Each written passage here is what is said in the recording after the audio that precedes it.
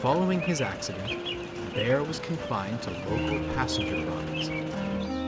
Perhaps a slower pace will remind you to take care, the Fat Controller sternly advised. Yes, sir, sighed Bear solemnly. Cheer up, lad, smiled Donald. At least being mixed traffic means you can still work. Imagine if you were strictly a goods engine. Bear smiled.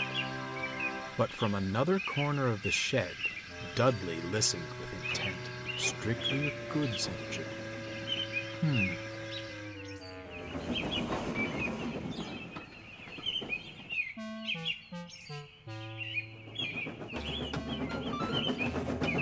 Gordon was feeling unwell. He struggled valiantly on, not wanting to disappoint the passengers. However, it was clear he needed maintenance. You poor thing, sympathized Dudley. It's most admirable to push yourself to such limits. Certainly wouldn't get that from any diesel. I always longed for a chance at an express run of my own. He gave a heavy sigh. Oh, alas, my class only ever pulled coal trains and other goods. Work is work, mind you, but it would be superb to coast along with coaches. I suppose I'll never get my chance. The other railways certainly wouldn't provide such an opportunity. Lucky you're not on the other railway then, smiled James. Bear and I normally take the express in Gordon's absence, but I'm sure you could have a try. What do you say, Bear? Bear was hoping a good express run would put him back in the Fat Controller's good graces. However, he feared being painted as a villain if he denied Dudley's wish. I don't see why not, he said with a forced smile. I'm sure you'll manage well. Most kind of you to offer, smiled Dudley. I only hope the Fat Controller will agree. Indeed, he did.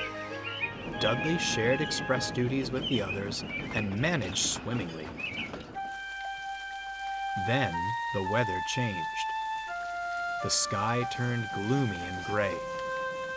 Mercifully, the rain was light, but one morning the yard manager brought worrying news.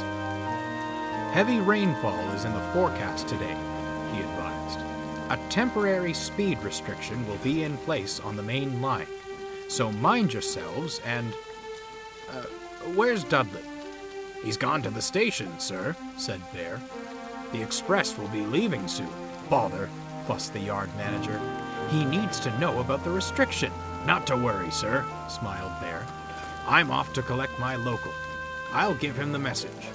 The yard manager tipped his cap in thanks and walked away. Dudley was sizzling happily when Bear rolled up. There's a speed restriction due to the rain, he advised. You'd best... I'll manage just fine, thank you. Excuse me? I was built for fast services. I didn't survive wartime by crawling along, you know. A little rain won't impede my work. This isn't about your work, huffed Bear. It's about our passengers' safety.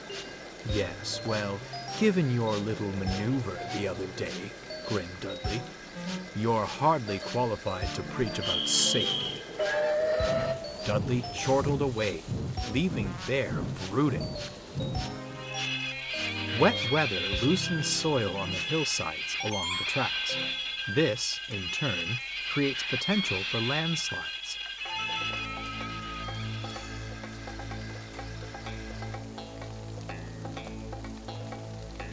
Mrs. Kindly had saved Thomas from one many years ago. But the main line wasn't lucky enough to have its own Mrs. Kindly. As such, speed restrictions were enacted to stop engines from crashing into any shifted earth. Dudley didn't care for the speed limit. He thundered along with the express, determined to prove himself. 2 big engines down, he chuckled darkly. Now, to get rid of that pesky diesel. If Dudley hadn't been so busy scheming, he might have heard the rumbling of the hillsides ahead. The heavy rain had worked its magic, and the soil was ready for a mad dash towards the rails. The driver was first to notice it. "Yikes!" he shouted. Dudley broke from his thoughts to see the earth tumbling down the hillside. "We'll never stop in time," he cried. "More steam! Now!" The driver threw open the regulator. Dudley's side rods blurred, and his wheels pounded the rails. "Come on! Come on!" he shouted. He flew past just in time. The earth clattered down behind the last coach, blocking the line and shaking the rails. They were safe. At the station, the passengers flooded the platform and swarmed around the station master. "Your engine is a hero!" they shouted. "He shot off like a cannonball and saved us." "I'll be sure to tell the fat controller," smiled the station master. Dudley smirked. But on his return to the shed, the greeting was far from warm. "Speed restrictions are not optional, Dudley. You may be used to fast work, but that's no excuse to gamble with the lives of our passengers." "Speed restrictions, sir?" Dudley replied innocently. "I wasn't aware of such a thing." "Bear told you at the station, did he not?" asked the yard manager. It was most unfortunate that Bear hadn't returned in time to defend himself. "I'm afraid not, sir," lied Dudley. "Though I'm not surprised. He's been ever so jealous since I started taking the express. I certainly hope he wasn't planning sabotage." The fat controller looked gravely at Dudley, then back to the yard manager. "We shall investigate this," he said at last. "As you did save the passengers from disaster, I'll forgive this instance of a violation. However, future restrictions are to be followed.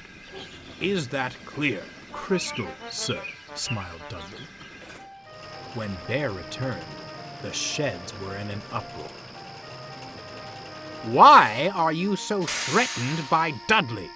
Gordon demanded. "Never thought you'd stoop this low."